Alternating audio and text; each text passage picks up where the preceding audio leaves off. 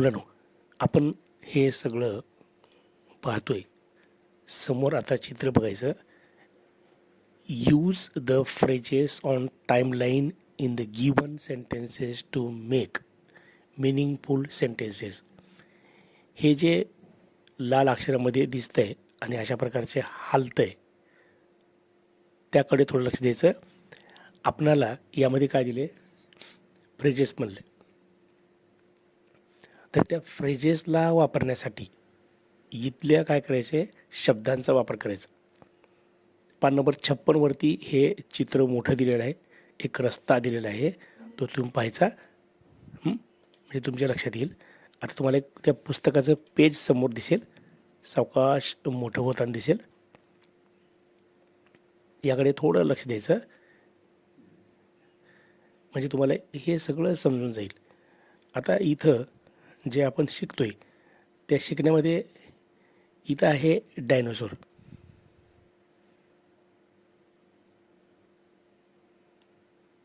है ना? आणि हा जो दिसतोय तो आहे रस्ता. असं खरं तर वेळेचा रस्ता दाखवता येत नसतो, परंतु तुम्हाला शब्द हे काळदर्शक शब्द कोणते कोणते इंग्रजीमध्ये असतात, तसं तर आयुष्यातच असतात, पण त्याचा वापर इंग्रजीच्या कोणत्या स्पेलिंगच्या शब्दातून केला जातो आणि कसा केला जातो, कुठे केला जातो, हे आपल्याला इथं पाहायचं आहे. आता हा जो मुलगा बोलतोय हे 3 वाक्यातून बोलतोय. हे चित्र दाखवते की हा बोलतोय. हे जे बाण आहे ते दाखवते की मी काहीतरी बोलतोय, मी काहीतरी विचार करतोय वगैरे. ॲट प्रेझेंट म्हणजे आत्ता.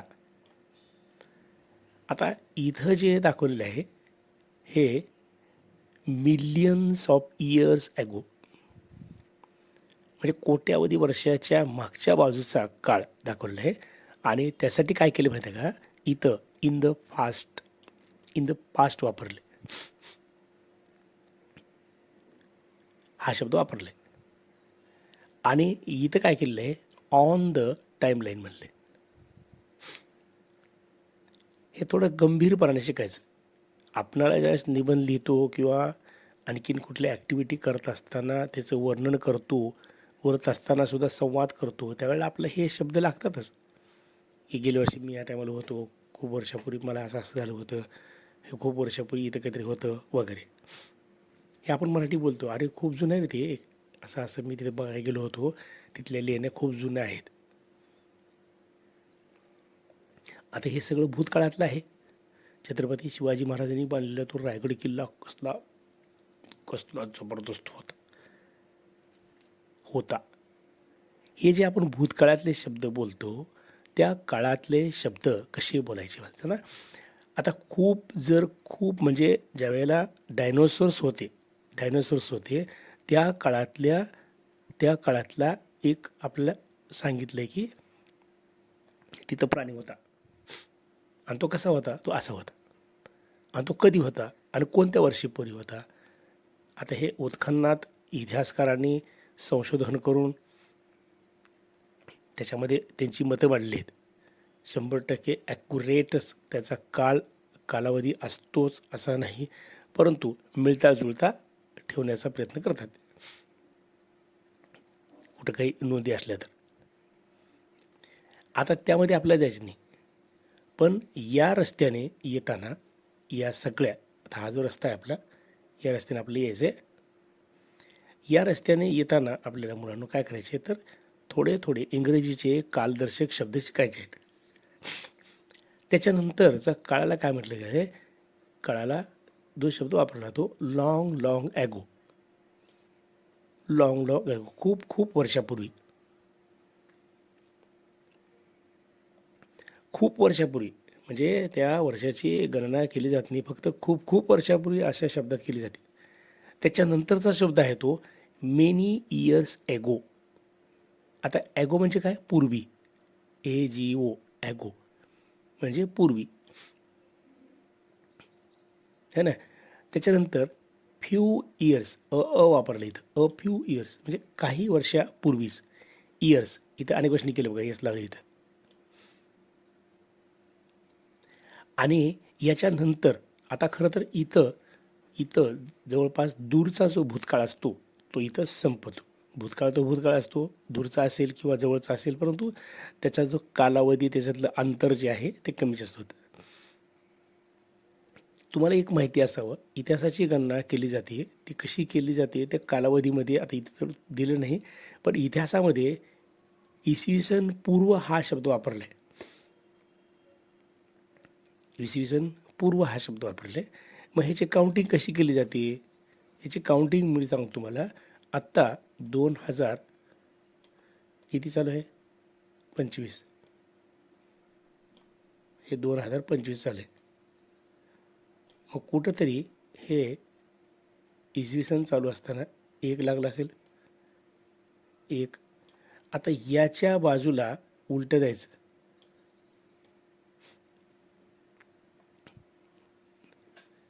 म्हणजे ते मायनसमध्ये जातं.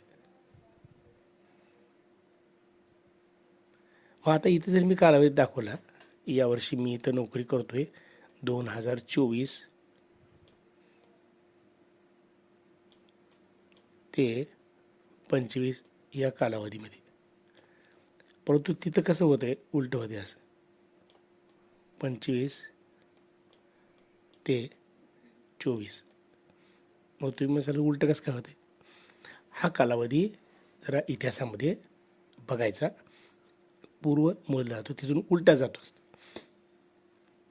कुठून? या सेंटर पॉईंटपासून उलटा जातो. हा विषय नाही, पण सहज आपल्याला जनरल माहिती असावी. आता पुढे येतो लास्ट इयर. लास्ट गेल्या वर्षी एकच वर्ष आहे बघा.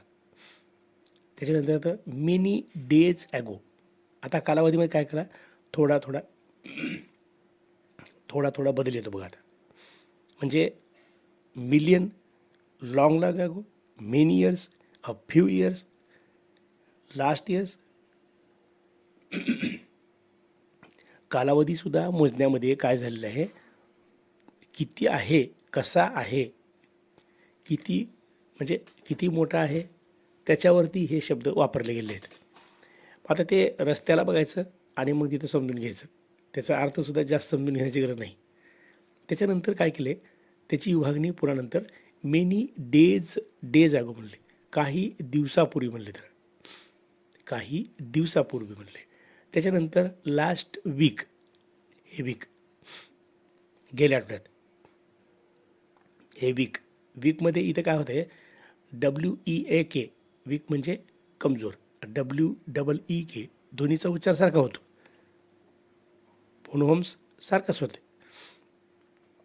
पण अर्थ मात्र वेगळा होतो. आता इथं त्याच्यानंतर येते day before yesterday. Day before yesterday म्हणण्यापेक्षा आपण चक्क परवा दिवशी म्हणतो. आणि परवा दिवशी आलतो की मी, परवा दिवशी. तर हा कालावधी मोजण्याचा एक टप्पा इथं दाखवलेला आहे. त्याच्यानंतर त्याच्या जवळचा काळ येतो, तो येतो येस्टरडे. आता इथं अ लिटल वाईल ॲगो, काही वेळापूर्वी किंवा सम टाईम ॲगो, हे दोन्हीपैकी एक. आत्ताच रे, काही वेळापूर्वीच, आत्ताच. त्याच्यानंतर जो कालावधी येतो तो येतो नाव, आत्ता, जस्ट, रिसंटली, आत्ता जस्ट 1 मिनिटापूर्वी म्हणतो की नाही आपण, टुडे, आज, टू नाईट. हे सगळेच्या सगळे शब्द जर तुम्ही लक्षात ठेवले तर तुमच्या एक गोष्ट लक्षात येते की त्यामध्ये काय सांगितले गेले हेही तुम्हाला समजावून सांगता येतं आणि समजूनही घेतात. म्हणजे तुम्हाला एखादी गोष्ट, एखादी संकल्पना समजावून सांगायची असेल तर त्यावेळेला तुम्हाला बोलता येतं. आता इथेच दाखवलेलं आहे, इथं काय म्हणते की डायनोसोर्स लिव्ड ऑन द अर्थ. आता कधी राहत होते? इयर्स ॲगो म्हणायचं का? त्याचा कालावधी दिला आहे, तो अर्थनंतर म्हणजे पृथ्वीवर राहत होते. कधी राहत होते? अर्थनंतर दिलेला शब्द तो कोणता आहे तो बघायचा. त्याच्यानंतर आता बघा, long long ago there lived a king. त्याच्यानंतरच्या कालावधी काय सांगितलं गोष्ट सांगताना? आपण गोष्टी सांगताना असं सांगतो ना, खूप पूर्वीची गोष्ट सांगायची म्हणली की त्या प्राण्याच्या प्रजातीबद्दलची माहिती सांगतो. त्याच्यानंतर एक राजा होता, खूप खूप वर्षापूर्वी राजा होता. आता I gave you a book little while ago. Little म्हणल्यानंतर तुम्ही काय म्हणाल? लिटिल म्हणल्यानंतर तुमच्या एकच गोष्ट लक्षात येते की लिटिल म्हणजे लहान. परंतु इथं लहान या शब्दाचा अर्थ कालावधीसुद्धा वापरला, कालावधी मोजण्यासाठी सुद्धा वापरला आहे. म्हणजे तो कसा लहान, लहान काळ म्हणजे काय? लहान काळ म्हणजे डब्यात बसायसारखं का? नाही, लहान काळ म्हणजे कमी. व्हाईल ॲगो, आता व्हाईल ज्यावेळेस आपण वापरतो WHILE हे जे वापरतो, तर व्हाईल हे 2 प्रकारे वापरलं जातं. व्हाईल जेव्हा, व्हाईलचा खरा अर्थ जेव्हा, परंतु व्हाईल हे कधीकधी वेगळ्या अर्थाने सुद्धा वापरलं जातं, ते म्हणजे या उलट. पण आता इथं हे दोन्ही होत नाही. इथे तिसराच प्रकार आहे, लिटिल व्हाईल ॲगो, लहान कमी वेळापूर्वी, म्हणजेच आत्ता काही वेळापूर्वीच म्हणायचं त्याला आपण. ॲट प्रेझेंट, ॲट प्रेझेंटमध्ये ते वाक्यावरचं वापरलं जाते कालावधी म्हणण्यासाठी. ॲट प्रेझेंटमध्ये हे असं दाखवलं इथं. आता यानंतर आणखीन एक असतं, तो कोणता? तर हे सगळे भूतकाळातले वर्तमान काळापर्यंत येणारे शब्द आहेत. परंतु आता पान नंबर 57वर जे दिलेलं आहे ते काय दिलेलं आहे? तर आत्ता म्हणजे वर्तमान काळात जे काही शब्द वापरले जातात, वर्तमान काळात ते शब्द कसे असतात आणि कसे वापरले जातात त्या रस्त्याच्याच रूपानं दाखवलेले आहेत. फक्त आपण काय करायचं, आपण एक लक्षात घ्यायचं की काही गोष्टी ह्या आपल्याला कालावधीप्रमाणे कल्पना करता आल्या पाहिजेत, माहिती असावीत. म्हणजेच आपला माहितीचा सोर्स जास्त आपण ठेवू तितकं आपल्याला ॲट प्रेझेंट राहता येतं. संवेदना कालावधीमध्ये घडलेल्या घटनेबाबतीची ही आपल्याला माहिती राहावी. आता इथं जे वापरलं आहे हे पहिलं जे वापरलं का इथं आहे, हे जे वापरलं आहे हे दोन्ही राजा आहे ना, इथं लॉंग लॉंग हे इथं आणि इथं हे येते.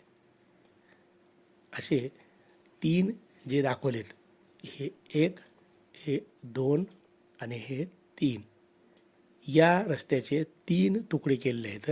3 तुकडे म्हणजेच या वेळेचे 3 तुकडे केले आहेत आणि तिन्ही तुकड्यामध्ये काय काय सांगितले, काय काय बोलले हे तुम्हाला चित्रामध्ये दिसतं येतं. या चित्राच्या आधारे आपण काय करायचं, फ्रेजेस वापरायच्या. म्हणजेच काय करायचं, तो शब्द वाक्यामध्ये वापरायचा. काय रे, थोड्या वेळापूर्वी तुला पैसे दिले होते, काय केलंस तू? हां, आणि गेल्या वर्षी काय झालं तुला यायला, इथं आलं नाहीस काही नाही? अरे परवा दिवशी तुम्हाला मी आमंत्रण दिलं होतं, कार्यक्रमाला हजर राहिलास का तू? आता हे जे मी शब्द वापरतोय तसंच इंग्लिशमध्ये वापरायचे. कसे वापरायचे प्रत्यक्षात आपण शिकलोय. आपण आता सध्या वाक्य करतोय, साध्या वर्तमान काळाची, साध्या भूतकाळाची, साध्या भविष्यकाळाची वाक्य करतोय. ही सगळी वाक्य करत असताना आपण त्याच कालावधीमध्ये, त्याच काळामध्ये आपल्याला शब्द वापरता आले पाहिजेत. म्हणजेच आपल्याला काय सांगता येतं, तिथं या शब्दाने सुद्धा वाक्याचा काळ हा दाखवता येतो. कदाचित जर एखादा प्रश्न तुमच्या परीक्षेमध्ये आला की हा समोरील दिलेला शब्द कोणत्या कालावधी वापरला जातो, तुम्हाला लक्षात आलं पाहिजे. म्हणजेच इथं आपण काय करायचं, त्या कालावधीच्या शब्दाचा परिचय घ्यायचा आणि तशाच पद्धतीने आपण प्रयत्न करून वाक्यात वापरायचा. म्हणजेच आपल्याला करेक्ट सिक्वेन्सनं त्याच्या संबंधित अनुक्रमिकाप्रमाणे आपल्याला शब्द वापरता येतात. हे कौशल्य आपल्यात आलं पाहिजे. जर आपण या शब्दाला परत वाचन केलं तर. आता या भागामध्ये एवढंच. पुढच्या भागामध्ये ताजे, आत्ताचे, लगेचच जे शब्द मी आत्ता बोललो आहे तेच कसे वापरले जातात, म्हणजे वर्तमान काळातले शब्द कसे वापरले जातात ते मी तुम्हाला सांगतो. त्यासाठी हा व्हिडिओ सतत पाहत राहा.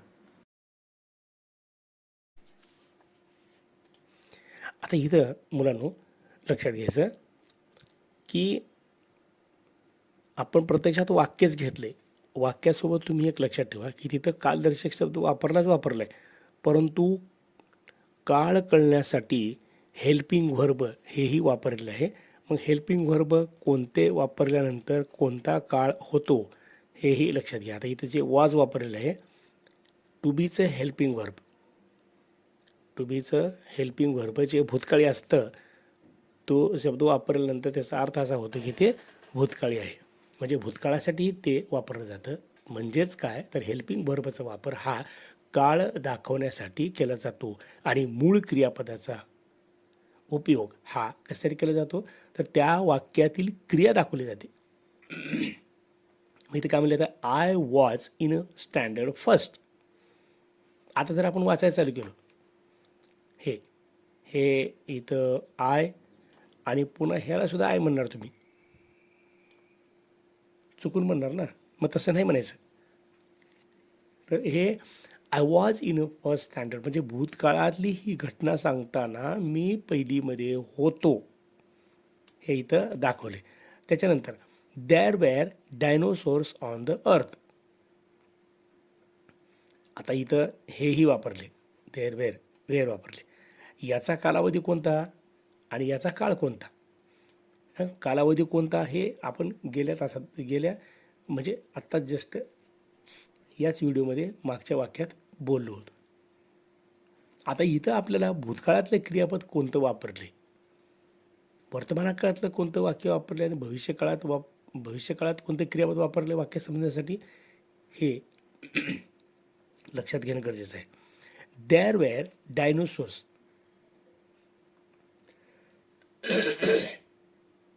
आता हे डायनोसॉर्स काय आहेत, खूप मोठे प्राणी प्रजाती.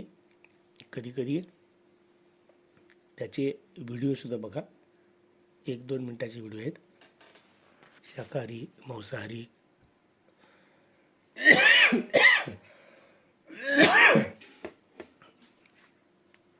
अमेरिकेच्या एका डायरेक्टरनं यावर पिक्चरही काढला होता. सध्या तो खूप शॉर्ट व्हिडिओमध्ये यूट्यूबवर आहे.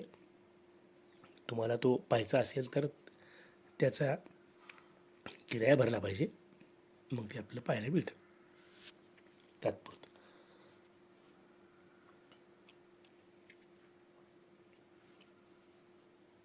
आता आपण पुढची ओळ बघूया. There lived a king. आता इथं मी थोड्या वेळापूर्वी सांगितलं होतं की हेल्पिंग वर्ब,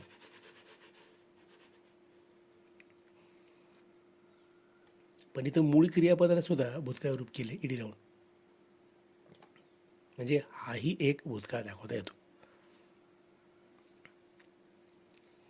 ह्याला आपण साधा भूतकाळ म्हणूया. I give you a book.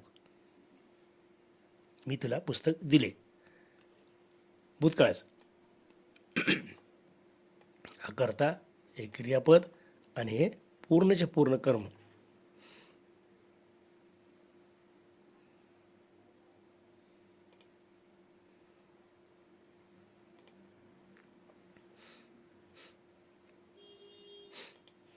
हेही लक्षात घेण्याचं काय आहे इथं. त्याच्यानंतरचं वाक्य काय म्हणतं की वी इथं करता आहे विजिटेड द झू.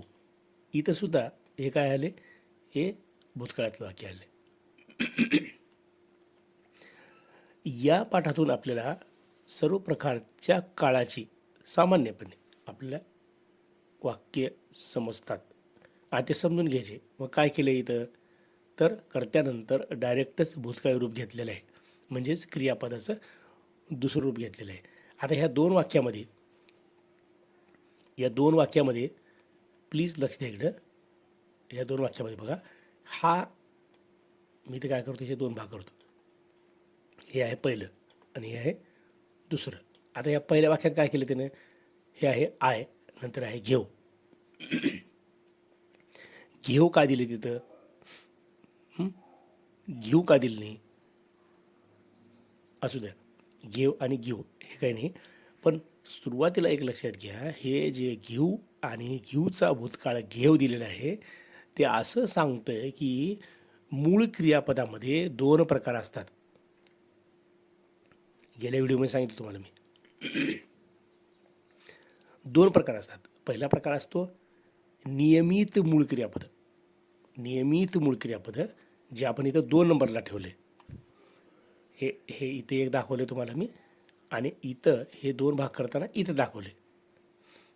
हे बघा, आता इथं थोडं लक्ष द्या. आता त्यातलं जे दिले आय घेव यू, ह्याला अनियमित म्हटलं आहे. अनियमित का म्हटलं आहे? त्याचं कारण असं आहे की या भूतकाळाचं स्पेलिंग बघितलं तर काय होतं, GAVE आलं. हे बघा, GAVE. पण इथं जर बघितलं तर ईडी लागले, इथं बघितलं तर ईडी लागले. म्हणजे काही क्रियापदाचं भूतकाळी रूप आपल्याला करायचं असेल, भूतकाळातलं वाक्य बोलायचं असेल, भूतकाळातलं वाक्य लिहायचं असेल, तर काय केलं जातं, ईडी लावलं जातं त्याला सामान्यपणे. आणि सोपं सगळ्यात, ईडी लावायचं भूतकाळी करायचं, ईडी लावायचं भूतकाळी करायचं, हे काय अवघड नाही. म्हणजे वर्तमान काळाचं वाक्य आहे विजिट, त्याला विजिटेड करायचं. लिव्ह आहे, लिव्ड करायचं. प्ले आहे, प्लेड करायचं. फिनिश असेल, फिनिश्ड करायचं. काय आहे त्या क्रियापदाला फक्त ईडी लावायचं, त्याचं भूतकाळी वाक्य होऊन जातं. आणि ही अशी क्रियापदं असंख्य आहेत इंग्लिशमध्ये, असंख्य. ते काही मोजायची गरज नाही, ज्यावेळेला येतील त्यावेळेला येतील. परंतु नाही हे कसं ओळखू येते? नाही हे कसं ओळखू येते? त्याच्यामध्ये कोण आहे? हे घेऊ आहे, हा घेऊ. हे परत एकदा इथे काय करतो, याला गोल करतो.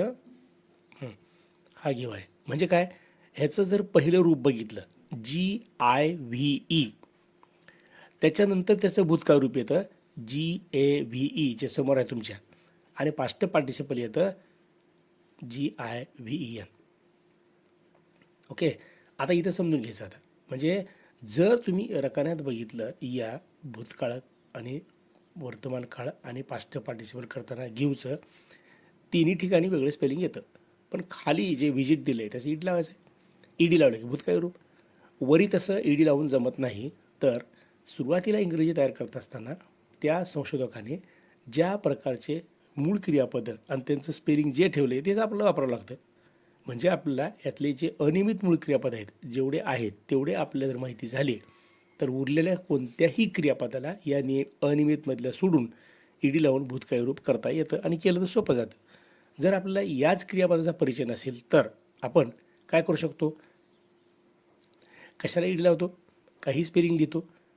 म्हणून हे सगळं माहिती होण्यासाठी काय करा, या यूट्यूबच्या व्हिडिओच्या खाली मी एक लिंक देतो, ज्यामध्ये जवळजवळ 650 ते 700 मूळ क्रियापदं जे अनियमित आहेत त्यांचं भूतकाळी रूप, वर्तमानकाळ रूप, अर्थ, स्पेलिंग आणि त्याचे तिन्ही रूपं अगदी व्यवस्थितपणे दिले आहेत, ते समजून घ्यायचे. आता आपण पुढची वेळ बघूया. I am busy, I am busy, I am busy. इथे जे आय एम बिझी दाखवले ते काय सांगते, हे आय एम बिझी, हे ॲम कर्त्यानंतर काय आले, ॲम आलेलं आहे. ॲम काय आहे, हेल्पिंग वर्ब आहे. आणि कृपया लक्षात ठेवा की आयच्याच पुढं ॲम लिहायचं. ॲम म्हणजे आहे, इज म्हणजे आहे. मग काय होते, समजा आपण वी ॲम लिहिले तर आहे म्हणायचं ना आपल्याला, नाही. वाक्यरचना करताना आयच्याच पुढे लिहायचं, हा नियम आहे. हे आहे वर्तमान काळातलं वाक्य. त्याच्यानंतर I want something to read, मला काहीतरी वाचावं वाटते. तर बघा, हे आहे अनियमित आणि हे आहे नियमित. कसं केलं बघा, आता दोन क्रियापदाला या टूनं जोडले. हे काय इतर आहे, I want something to read. She needs water. हे आहे एकदम सिम्पल प्रेझेंट टेन्स, म्हणजे साधा वर्तमान काळ आहे. हे क्रियापद आहे. हे क्रियापद इथं करता कोणता आला आहे? तृतीय पुरुषी एकवचनी करता आला आहे. तृतीय पुरुषी एकवचनी करता ही भानगड काय आहे? तुम्हाला आता प्रॉब्लेम आलेला. तसं नाही. तृतीय पुरुषी एकवचनी करता म्हणजे जो बोलतो त्याला प्रथम पुरुषी एकवचनी करता म्हणायचं किंवा अनेकवचनी म्हणायचं, मी किंवा आम्ही. अनेकवचनी द्वितीय म्हणजे प्रथम पुरुष, आणि द्वितीय पुरुष कोणाला म्हणायचं? जो ऐकतो तो. एक बी असतो किंवा अनेक बी असू शकतो. जसं एक जण ऐकायला किंवा सगळा वर्ग ऐकतोय किंवा सगळी फॅमिली ऐकते, एकापेक्षा जास्त संख्या असली की तिथं आपण अनेकवचनी म्हणतो. तसं इथं पण तृतीय पुरुषी एकवचनी म्हणजे ज्याच्याबद्दल बोललं जातो आणि जो आपल्यासमोर नसतो, तो एकटा असेल तर पुढं जे क्रियापद साध्या वर्तमान काळात वापरलं जातं त्याला येस प्रत्यय लावतात. आता नीड्स म्हणजे काय अनेकवचनी नाही. I am drawing a picture. आता इथेच दाखवलं आहे, हे असं दाखवलं की मुलांनो, असं दाखवलं आहे की आय एम ड्रॉईंग. मी तुम्हाला अगोदर सांगितलं होतं की आयच्या पुढे काय आलं पाहिजे? ॲम आलं पाहिजे. आणि इथं आता आहे चालू वर्तमान काळ. चालू वर्तमान काळ. चालू वर्तमान काळ कसं ओळखायचं? ॲम इज आरपैकी एखादं हेल्पिंग व्हर्ब असतं आणि मूळ क्रियापदाला ॲनचे प्रत्यय असतं. ॲट म्हणजे काय? आता पुढे काय म्हणलं? School starts. शाळा सुरू होते. I will give it back to you. आता इथं काय आलेलं आहे? विल आलेलं आहे. विल आणि गिव्ह दिले. आता तुम्हाला काय सांगितलं? हे गिव्ह. हे गिव्ह. आणि मागच्या वाक्यामध्ये जे गिव्ह दिलेलं आहे हे वर्तमान काळी रूप आहे गिव्ह, आणि याचं भूतकाळी रूप आहे हे गिव्ह. म्हणजे याचं भूतकाळी रूप करताना ईडी प्रत्यय लागत नाही, तर त्याचं जे असतं तेच लिहिलं पाहिजे, ते आहे GAVE. पण इथं तसं नाही. हे स्टार्ट आहे बघा, ह्याचंही भूतकाळ करायचं म्हणजे काय करायचं? ह्याला ईडी लावून टाकायचं, स्टार्टेड. ओके. हे आहे भविष्यकाळाचं वाक्य, हे फ्युचर टेन्सचं वाक्य आहे. आता पुढचं बघायचं. आता he is going to play cricket. तो क्रिकेट खेळायला जात आहे. जाण्याची क्रिया चालू आहे. आयच्या पुढे ॲम आणि हीच्या पुढे इज वापरले, आणि प्रत्येक हेल्पिंग व्हर्बचा कर्ता आणि क्रियापदाचा मेळ घालून वाक्य दिलेत, तेही लक्षात ठेवायचं. आता इज गोईंग क्रिया चालू आहे. ॲम ड्रॉईंग क्रिया चालू आहे. People will land on Mars. आता हे वाक्य मात्र कुठलं आहे? हे 100% वाक्य भविष्यकाळाचं आहे. लोक मार्सवर काय करतील? जातील, राहतील. We will be in college, आणि आम्ही कॉलेजमध्ये असू, हे भविष्यकाळाचं वाक्य आहे. दे विल गो होम, ते घरी जातील. वी विल ग्रो ओल्ड, आणि आम्ही म्हातारे हो. म्हातारे हो म्हणजे काय? आम्ही जुने वाढू असं म्हणायचं का? ओल्ड म्हणजे जुने, ग्रो म्हणजे वाढणे, आम्ही जुने वाढू असं म्हणायचं का? नाही. इथं वाक्याचा जरा बदलून अर्थ घ्यायचा. आम्ही वाढू असं नाही, आम्ही म्हातारे हो. अशा प्रकारे या वाक्यामध्ये आपण काय केले? बरंचसं काही म्हणजे 3 काळ आपण पाहिलेत. त्याच्यामध्ये एक साधा वर्तमान काळ येतो, साधा भूतकाळ येतो, आणि अपूर्ण वर्तमान काळसुद्धा आला इथं. आणि त्यासाठी कोणते शब्द वापरले, त्याचं स्ट्रक्चर कसं आहे, हेही स्ट्रक्चर कोणतं असतं, कोणत्या काळाचं, हे पाहण्यासाठी मुलांनो तुम्ही काय करा? या खाली दिलेले दोन्हीही व्हिडिओ बघा, ज्यामध्ये तुम्हाला सगळ्या काळाच्या रचना मिळतील, आणि त्या काळाच्या रचना बघून तुम्हाला वाक्यसुद्धा बनवता येतील. ते बनवा आणि इंग्रजी समृद्ध करा. आता इथंच आपण थांबूया. यानंतर आता पुढचा जो पाठ आहे अगदी व्यवस्थितपणे शिकूया. याकडे लक्ष द्या. प्रत्येक शब्दाला काय अर्थ दिलेला आहे, त्याची भूमिका काय आहे, कर्ता कुठं असतो, क्रियापद कुठं असतं, आणि कर्म हे किती शब्दाचं झाले आणि कोणत्या शब्दाचं झाले, त्याचं संकलन झाल्यानंतर ते कर्म एवढं मोठं कर्म असतं का, आपल्याला वाटतं कर्म म्हणजे छोटंच असावं, छोटंच. जसं इथे दिलं आहे, आता काय दिलं आहे, तो काही दिलं आहे, आय गिव यू बुक. हे आय करता, घेव क्रियापद, आणि यू बुक हे काय ते, काय ते, हे कर्म येते असं नाही. पण कधी कधी मोठं कर्म असतं, ते कोणतं असतं इथे आपल्याला काय करायचे हे समजून घ्यायचे. इथंच आपली भाषा समृद्धी हळूहळू होते.